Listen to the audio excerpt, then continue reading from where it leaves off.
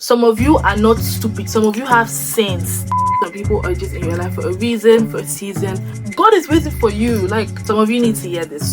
The life is life for everyone. I'm gonna hold your hand when I say this. You don't need to wait on a man. Oh my god, my Shayla. Oh my god, my Shayla. My Shayla.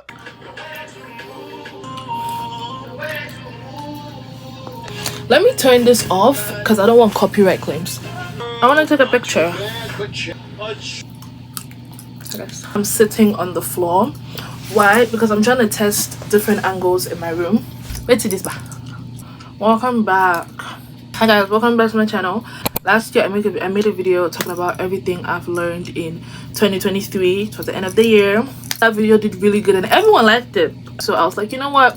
We're gonna do the same thing this year as well. This video is basically me talking about everything I have learned in the year 2024. And let me tell you, we learned a lot. This is lessons of 2024. Number one, sometimes people don't want to be advised, they just want to be heard and listened to. People may tell you stuff, but people might want to talk to you not because they want to hear your advice. Not everybody wants to be advised. Most people already know what they have to do. Most people already know what they need to do. They just want you to open this your ear and be like, yeah babes.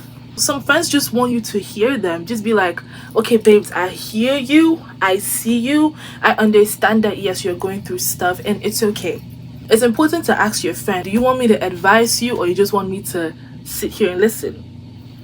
Sometimes you just need to ask that question and keep it pushing. My setup right now is crazy.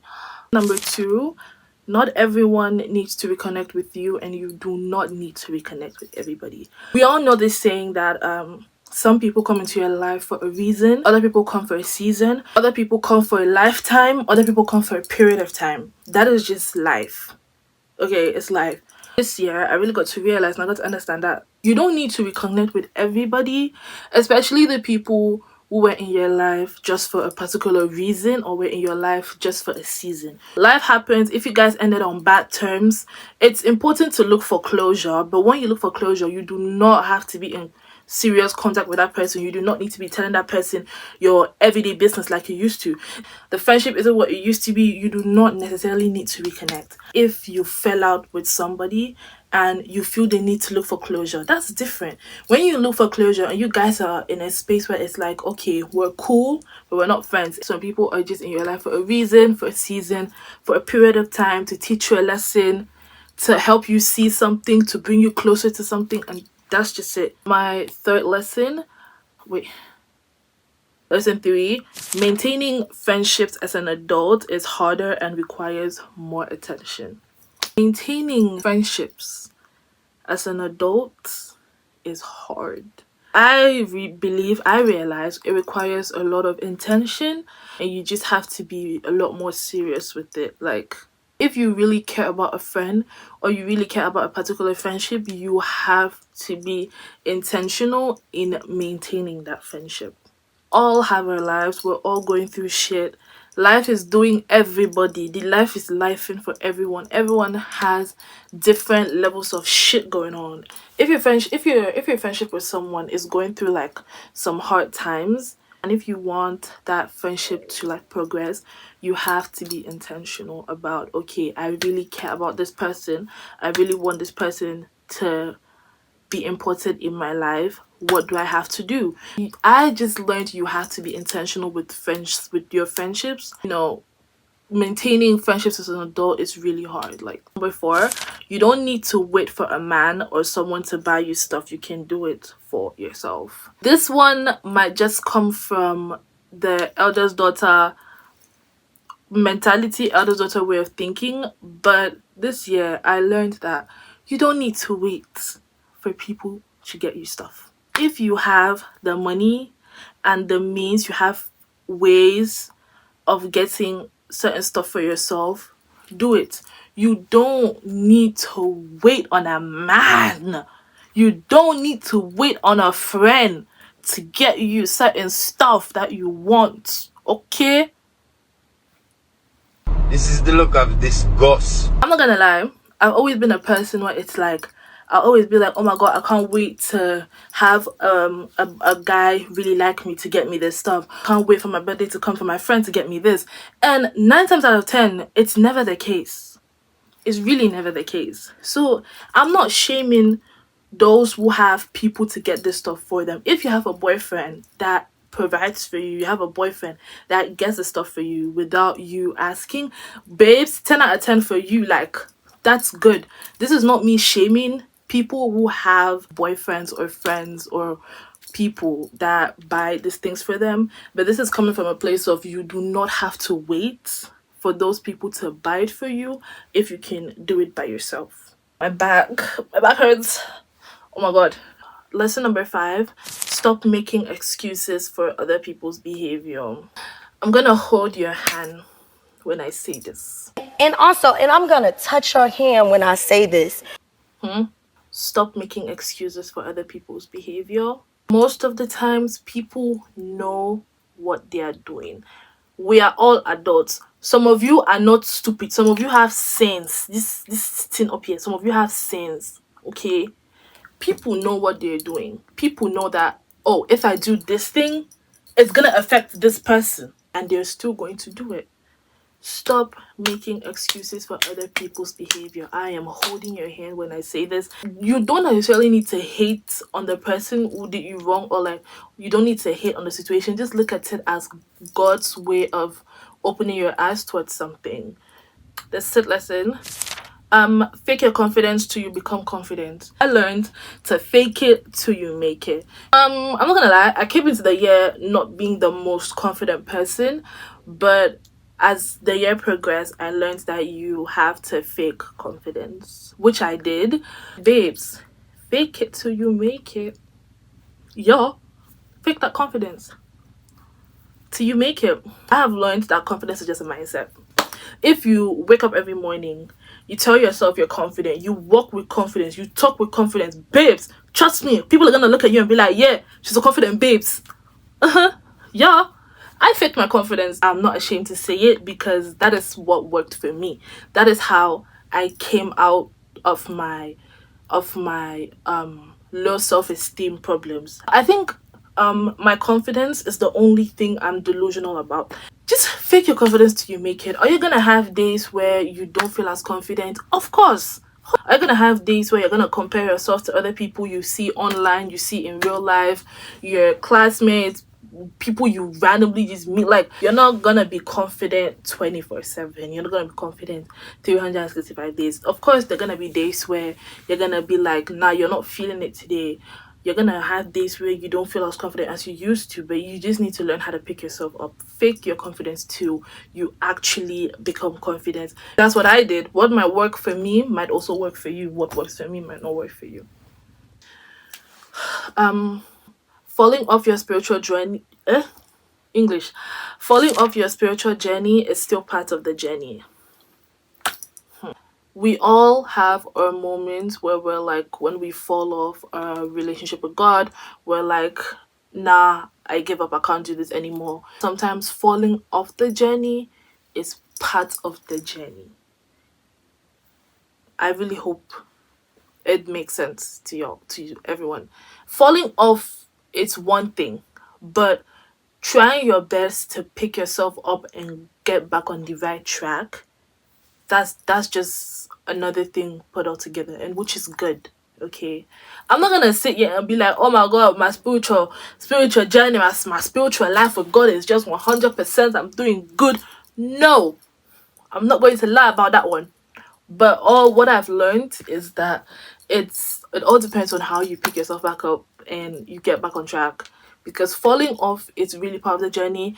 You fall off, you do not have to be hard on yourself. If you fall off, you do not need to feel like, oh, it's a lost battle, or God doesn't care about you. He really does. Sometimes you need to fall to get back up. Jesus fell 3 times. Did he remain down? No. He stood up. He stood up and he carried his cross on his back and he kept on walking. And you should do same. If you fall off your spiritual journey, pick yourself back up and keep walking. Okay? Keep going ahead. God is waiting for you. Like, it's okay to fall off your journey, because falling off your journey is still part of the journey. That's a major thing I've learned this year, and I'm really, really, really trying my best to implement it. And I really hope next year my spiritual journey is amazing, honestly. This one is in line with my next point, which is give yourself grace and appreciate yourself. I feel like we don't give ourselves enough grace. I didn't really give myself enough grace for a lot of things I experienced, a lot of things I used to experience. Like, give yourself grace. Appreciate yourself for how far you have come. Even though I'm not where I want to be when it comes to making YouTube videos, I have learned so much and I have changed so much in the way I make videos, the way I edit videos. And it's like, okay, I'm not where I want to be when it comes to YouTube, but I have grown so much and I've learned so much, and I appreciate myself for that. I really learned to give myself grace. I learned to appreciate myself for everything I've done. I appreciate how far God has brought me. Like, the more you're learning and the more you're advancing, the you're gonna get to where you want to be eventually. So this is like, well, I've low-key lost track of of the numbers I am in. This is 1, 2, 3, 4. Know yourself, your positive attitudes and your flaws, and be happy with it. I really got to understand that it's important to know yourself, know your flaws, know your good sides, know your bad sides. It's important. And when you know those things about yourself, embrace it, be happy with it. Don't let other people make you feel like, oh, because you act this way, it's a bad thing. One thing about me, I know for a fact that most people, or a good amount of people, are intimidated by me. This is because people tell me they're intimidated by me. I've been in so many situations where people see me for the first time and they actually tell me that, wow, when I first saw you, I felt intimidated by you. Why? This could be because of the way I talk, it could be because of the way I walk. Most of the times it's the way I walk, honestly. It could be because of maybe the way I look, maybe my face at that moment, and I know it. I know I look intimidating. Like, I know it. My parents tell me, my friends tell me, people tell me. It's not necessarily something I can change. If you find me intimidating, that's more on you and less on me. In actual sense, I'm not. I've also been told that I can be very dramatic when I talk. My reactions, I'm very dramatic with it. That I know. That's just me. I cannot change it. That is what makes Elizabeth Elizabeth. Like, it just happens. It's not something I force. I could be talking and I just find myself being dramatic because I'm really interested and I'm really invested in what I'm talking about. I know myself. I know my good sides, I know my bad sides, I know my flaws, I know my positive like attributes. Like, I know all of that about myself. I know myself really well. So don't make other people have a feeling like, oh, you're doing too much or you're too much of a character. It's just you being you. And if they cannot accept you for who you are, you might want to consider interacting with different people. Have people in your life that impact you positively. This is just me saying, have people in your life that add value to your life. Mingle with people that have a positive change in your life, people that help you advance in life. Have friends that want to see you progress in life. Have friends that push you towards your goal. Have friends that help you see the good sides of things and push you towards it. Having friends who don't push you towards your goal, especially when they know your goal, they know where you want to be in life, and having friends who don't help you reach that goal is a problem. It's a problem and you need to fix it. It's a big motherfucking problem and you need to fix it. All the friends I have, each have had a each hey, English is hard oh. I had this other hey. I'm stressed. I'm stressed. My friends really had a great impact on my life and had a really big impact on how much I changed and how much I grew throughout the year. I really understood the importance of having people who push you towards your goal. The same way your friends encourage you with your goals and your things you want to achieve, you have to encourage them with their goals and things they want to achieve, especially if you actually see them being successful in it. Sam, say cheese for the picture. I really like this angle. Like, I really like recording videos here. I'm gonna record here more often because it's eating. That's the end of this video. You should like, subscribe, share, leave a comment. With that said, see you guys in December 2025 by God's heavenly grace, and we get to do this video again with more lessons and just learning more. Yeah.